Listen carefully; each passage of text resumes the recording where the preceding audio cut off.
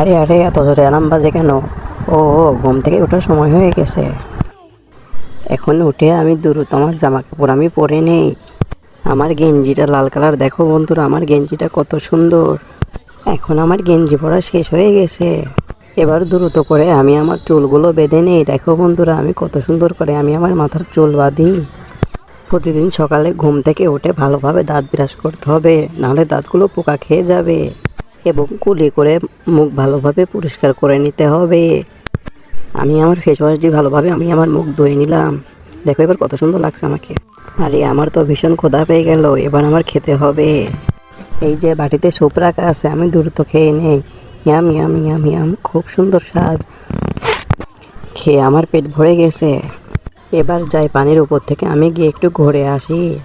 দেখো বন্ধুরা আমি সিঁড়ি দিয়ে একদম পানির উপরে উঠে গেলাম। এখন আমি একটু নিচে বেড়াবো।